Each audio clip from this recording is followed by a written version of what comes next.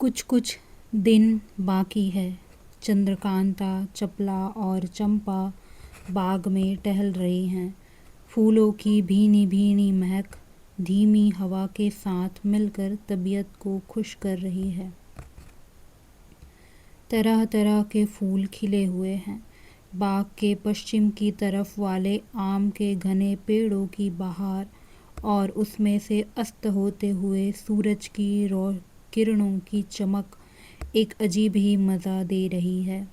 फूलों की क्यारियों की रविशों में अच्छी तरह छिड़काव किया हुआ है और फूलों की दरख्त भी अच्छी तरह पानी से धोए हुए हैं। कहीं गुलाब, कहीं जूही, कहीं बेला, कहीं मोतिये की क्यारियाँ अपना अपना मज़ा दे रही है। एक तरफ बाग से सटा हुआ ऊंचा महल और दूसरी तरफ सुंदर सुंदर बुर्जियाँ अपनी बहार दिखला रही हैं। चपला, जो चालाकी के फन में बड़ी तेज और चंद्रकांता की प्यारी सखी है, अपने चंचल हाव भाव के साथ चंद्रकांता को संग लिए चारों ओर घूमती और तारीफ करती हुई खुशबूदार फूलों को तोड़ तोड़ कर चंद्रकांता के हाथ में दे रही है। मगर चंद्रकांता को वीरेंद्र सिंह की जुदाई में ये सब बातें कम अच्छी मालूम होती है। उसे तो दिल बहलाने के लिए उसकी सखियाँ ज़बरदस्ती बाग में ले आई हैं।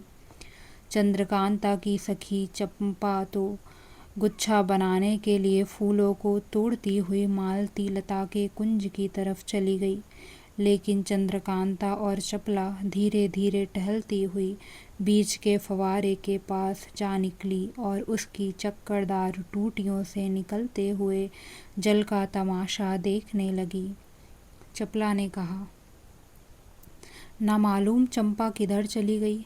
चंद्रकांता कहती है, कहीं इधर उधर घूमती होगी। चपला ने कहा, 2 घड़ी से ज़्यादा हो गया, तब तो वह हम लोगों के साथ नहीं है। चंद्रकांता ने कहा, देखो वह आ रही है। चपला कहती है, इस वक्त तो उसकी चाल में फ़र्क मालूम होता है। इतने में चंपा ने आकर फूलों का एक गुच्छा चंद्रकांता के हाथ में दिया और कहा, देखिए यह कैसा अच्छा गुच्छा बना लाई हूँ।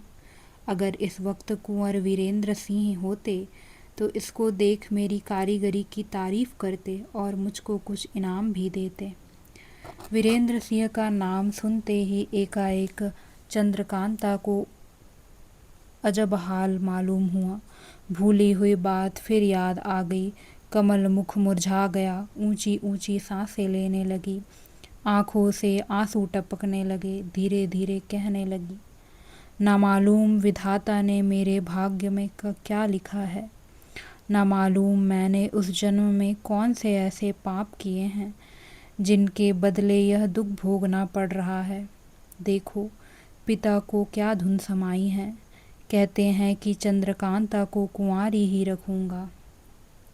हाय, वीरेंद्र सिंह के पिता ने शादी करने के लिए कैसी कैसी खुशामदें की, मगर दुष्ट क्रूर के बाप कुपथ सिंह ने उनको ऐसा कुछ बस में कर रखा है कि कोई काम नहीं होने देता, और उधर कमबख्त क्रूर अपनी ही तिकड़म लगाना चाहता है। एकाएक चपला ने चंद्रकांता का हाथ पकड़कर जोर से दबाया, मानो चुप रहने के लिए इशारा किया हो। चपला के इशारे को समझकर चंद्रकांता चुप हो गई और चपला का हाथ पकड़कर फिर बाग में टहलने लगी, मगर अपना रुमाल उसी जगह जान बूझकर गिराती गई। थोड़ी दूर आगे बढ़कर उसने चंपा से कहा, सखी देखो तो फवारे के पास कहीं मेरा रुमाल गिर पड़ा है। चंपा रुमाल लेने फवारे की तरफ चली गई। तब चंद्रकांता ने चपला से पूछा, सखी तूने बोलते समय मुझे एकाएक क्यों रोका। चपला ने कहा, मेरी प्यारी सखी, मुझको चंपा पर शुबा हो गया है। उसकी बातों और चितवनों से मालूम होता है कि वह असली चंपा नहीं है। इतने में चंपा ने रुमाल लाकर चपला के हाथ में दे दिया। चपला ने चंपा से पूछा, सखी, कल रात को मैंने तुझको जो कहा था सो तूने किया? चंपा बोली, नहीं, मैं तो भूल गई। तब चपला ने कहा, भला वह बात तो याद है या वह भी भूल गई? चंपा बोली, बात तो याद है। तब फिर चपला ने कहा, भला दोहरा कि मुझसे कह तो सही, तब मैं जानूं कि तुझे याद है। इस बात का जवाब ना देकर चंपा ने दूसरी बात छेड़ दी, जिससे शक की जगह यकीन हो गया कि यह चंपा नहीं है। आखिर चपला यह कहकर कि मैं तुझसे एक बात कहूँगी, चंपा को एक किनारे ले गई और कुछ मामूली बातें करके बोली, देख तो चंपा, मेरे कान से कुछ बदबू तो नहीं आती, क्योंकि कल से कान में दर्द है। नकली चंपा चपला के फेर में पड़ गई और फौरन कान सूंघने लगी। चंपा ने चालाकी से बेहोशी की बुकनी कान में रखकर नकली चंपा को सूंघा दी, जिसके सूंघते ही चंपा बेहोश होकर गिर पड़ी।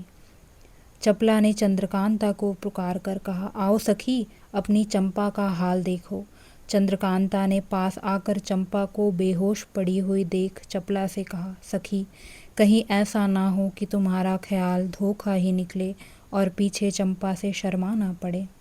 नहीं, ऐसा ना होगा, कहकर चपला चंपा को पीठ पर लाद फवारे के पास ले गई और चंद्रकांता से बोली, तुम फवारे से चुल्लू भर भर पानी इसके मुंह पर डालो, मैं धोती हूँ। चंद्रकांता ने ऐसा ही किया और चपला खूब रगड़ रगड़ कर उसका मुंह धोने लगी। थोड़ी देर में चंपा की सूरत बदल गई और साफ नाजिम की सूरत निकल आई। देखते ही चंद्रकांता का चेहरा गुस्से से लाल हो गया और वह बोली, सखी, इसने तो बड़ी बेअदबी की, देखो तो अब मैं क्या करती हूँ। कहकर चपला नाजिम को फिर पीठ पर लाद बाग के एक कोने में ले गई, जहाँ बुर्ज के नीचे एक छोटा सा तहखाना था।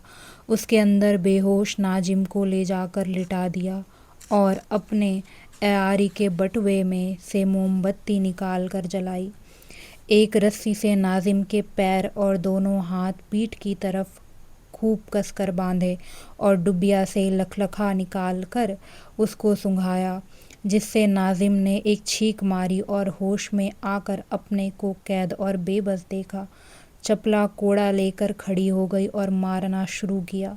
माफ़ करो, मुझसे बड़ा कसूर हुआ, अब मैं ऐसा कभी ना करूँगा, बल्कि इस काम का नाम भी ना लूँगा, इत्यादि कहकर नाजिम चिल्लाने और रोने लगा। मगर चपला कब सुनने वाली थी। वह कोड़ा जमाए ही गई और बोली, सब्र कर, अभी तो तेरी पीठ की खुजली भी ना मिटी होगी। तू यहाँ क्यों आया था? क्या तुझे बाग की हवा अच्छी मालूम हुई? क्या बाग की सैर को जी चाहा था?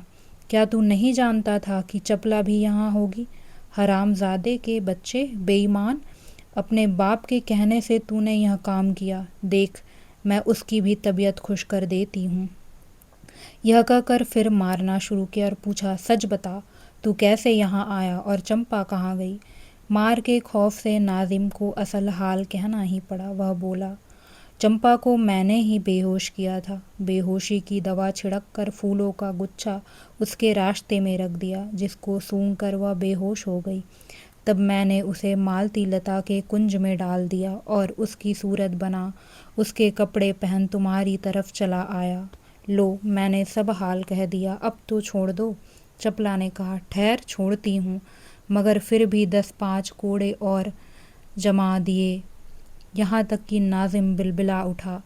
तब चपला ने चंद्रकांता से कहा, सखी, तुम इसकी निगाहबानी करो, मैं चंपा को ढूंढ कर लाती हूँ, कहीं यह पाजी झूठ ना कहता हो।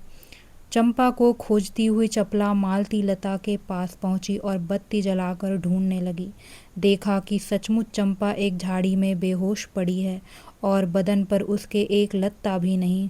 चपला उसे लखलखा सूंघाकर होश में लाई और पूछा, क्यों, मिजाज कैसा है, खा गई ना धोखा? चंपा ने कहा, मुझको क्या मालूम था कि इस समय यहाँ अयारी होगी। इस जगह फूलों का एक गुच्छा पड़ा था, जिसको उठाकर सूंघते ही मैं बेहोश हो गई। फिर ना मालूम क्या हुआ, हाय हाय, न जाने किसने मुझे बेहोश किया, मेरे कपड़े भी उतार लिए, बड़ी लागत के कपड़े थे। वहाँ पर नाजिम के कपड़े पड़े हुए थे, जिसमें से 2 एक लेकर चपला ने चंपा का बदन ढका और तब यह कहकर कि मेरे साथ आ, मैं उसे दिखलाऊं जिसने तेरी यह हालत की, चंपा को साथ ले उस जगह आई जहाँ चंद्रकांता और नाजिम थे। नाजिम की तरफ इशारा करके चपला ने कहा, देख इसी ने तेरे साथ यह भलाई की थी। चंपा को नाजिम की सूरत देखते ही बड़ा क्रोध आया और वह चपला से बोली, बहन अगर इजाज़त हो तो मैं भी 2-4 कोड़े लगाकर अपना गुस्सा निकाल लूँ। चपला ने कहा, हाँ हाँ जितनी चाहे उस मुँहे की जूतियाँ लगाओ।